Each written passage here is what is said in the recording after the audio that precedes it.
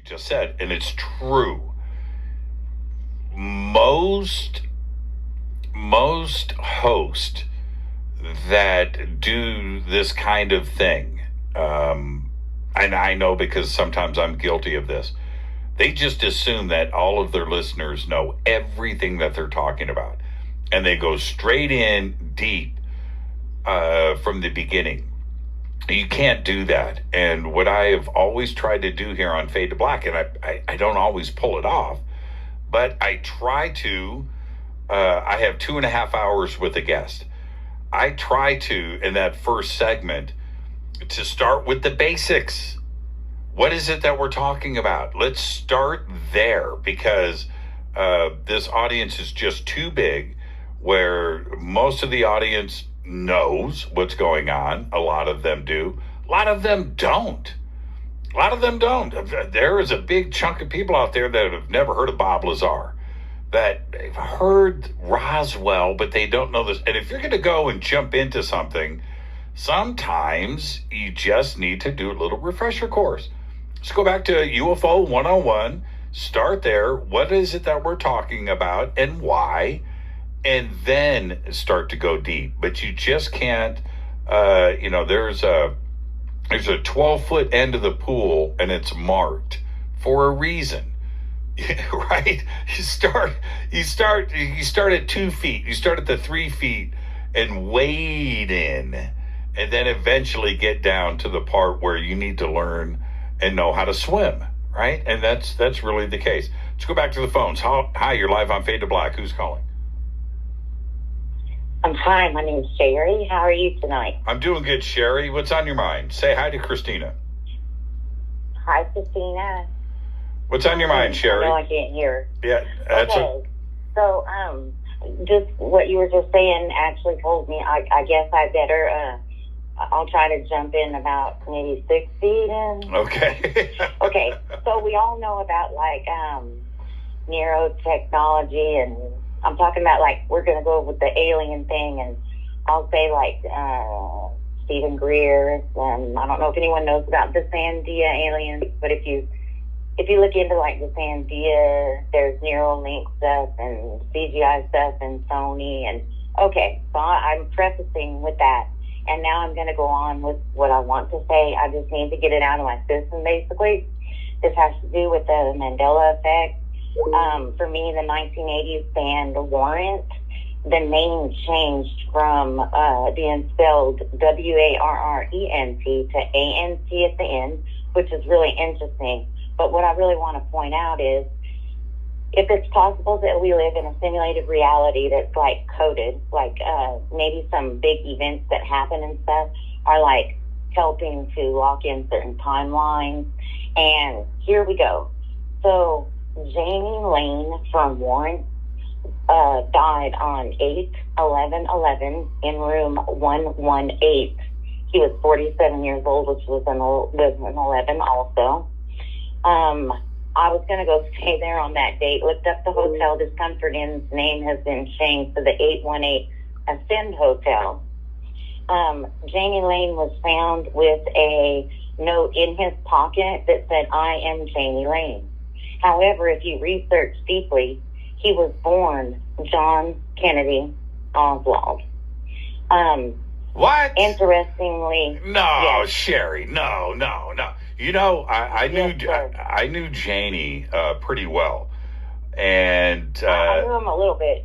yeah, I knew him pretty well, and but I didn't know about this John Kennedy Oswald on his birth certificate. Right now, what? Let me just fill in this, and let me fill this in and tell you. Okay, I'm a little bit psychic. I'm one of these people that I'm like, okay, is it me being psychic or someone putting something in my head? I'm cautious and I'm brave because I've been through a lot. I could do a 6-hour show with you and just go nonstop. But here's my point. So I had a message from Jani, and he said the victim was the killer was the victim. That was before I found out his name. But here we go. So that Comfort Inn changed to the 818 Ascend Hotel. They found the note in his pocket. Okay, he had a post-mortem CD come out called Catch a Falling Star, where he's got his finger pointed to his own head like a gun.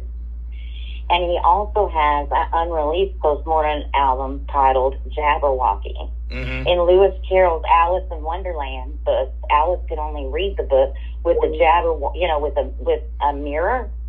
There was a lot of nonsensical words, and one is Bandersnatch. Okay, the definition of this word, if you look online, is a Bandersnatch is a monster that hunts, stalks, and kills the leader of a group. Interestingly, he was in a band.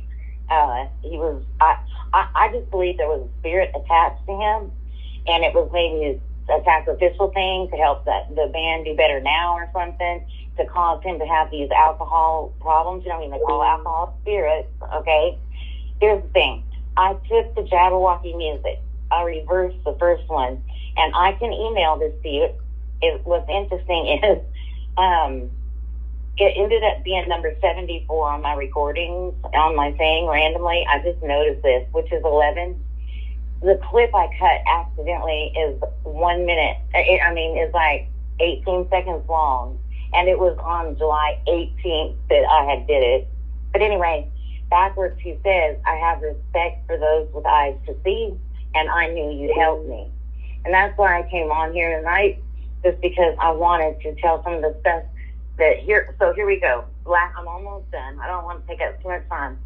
But I've also had communication. I'm a rock and roll girl at heart, okay? But I've had tons of communication from Michael Jackson, which is very unexpected because that's not somebody that I would expect to come in my reality. It'd be like Steve Clark and Def Leppard or something, because, that's my kind of people. But Jani Lane Memorial was on Michael Jackson's birthday, 8/29, and the 2 and the 9 also is 11, so there's another 8/11. And I think that this had something to do with like anchoring in a timeline that the JFK assassination was connected to, almost like they were kind of like doing it again. And I know I sound really crazy, but in the movie yesterday, when I watched the movie, I am not paranoid anymore. The Beatles were missing from reality when the guy wakes up from a coma, okay? And the Beatles released their first album the day JFK was assassinated. I don't know if it was a distraction thing or what, but also Michael Jackson, Sony wanted their little catalog back. It had all the Beatles stuff. So out comes yesterday, the movie. Here's the point. There's a picture in the movie. If you pause it and look at it, it just changed me from Jani in my head. There is a factory silhouetted in the back. When I would listen to that song Heaven years ago, I had a weird feeling when I would hear, see the factory that I work. I can't sing, silhouetted in the back. And it said, memories are gray, but man, they're really coming back. And there's all these Mandela effect things going on. And, I'm deep into that. I went to the first Mandela effect conference in 2019 in Idaho. Wait, was it in Idaho? Wherever it was. I travel a lot. But I'm telling you that there is something to his death. There is more than meets the eye. And I guess that's really all I wanted. Sherry, and I appreciate anyone that listens. Yeah, and thank you for that, Sherry. And that was really cool. Thank you for that. And I'm going to say this, and enjoy your night. We'll see you tomorrow here with Jacques Vallée. Thank you so much. The thing about Jani Lane, and this is going to sound strange, but it's just true. I got a message from somebody. It doesn't matter at this point. And the message was, Jimmy, you got to call Jani. Jani wants to talk to you. And I said, okay. So I put a yellow Post-it note on the dashboard of my car. And it was, Jimmy, don't forget to call Jani, and with this phone number. And I left it there for about 2 weeks, and I never called him. And then he died. And now the point is, with all of that, is I didn't. And I was affected by that for a long time. And I left that posted on my dashboard of my car for like 6 months, and just to remind myself not to do that ever again. And it was just like the weirdest thing. And I hadn't talked to Jani at that point for a number of years, 10 years, and it was right there, and I didn't call. I've told the story before, but I'm not sure if Christina, you even know who we're talking about, but it's a band from Hollywood called Warrant that got really big, number one in the 1980s. But Jani, and by the way, Kaz posted, yeah, his name was John Kennedy Oswald, born February 1st, 1964.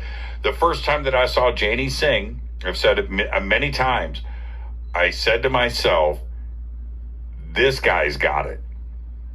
It's a gift from God. His vocals, his melody, his delivery, his stage presence, all of that. Great smile, fun to hang out with. Oh, man. And I just knew that this was somebody in the entire band that was going to do great things, and they did. And I saw them their first show together, and then I just watched them take off and rule the world there. And for about 4 or 5 years, they were the number one band in the world, and it was great. And I was really crushed when he died and how he died and everything else, which was right here in the Valley. So with that, let me, Christina, stay right there. Like I said, you probably have no idea who we're talking about, because this is the 80s. 1985, I think 86 was the first time I saw JANILANE. Okay, I've got time for one more phone call. Hi, you're live on Fade to Black. Who's calling? Hey, it's Rod from Chicago. You there?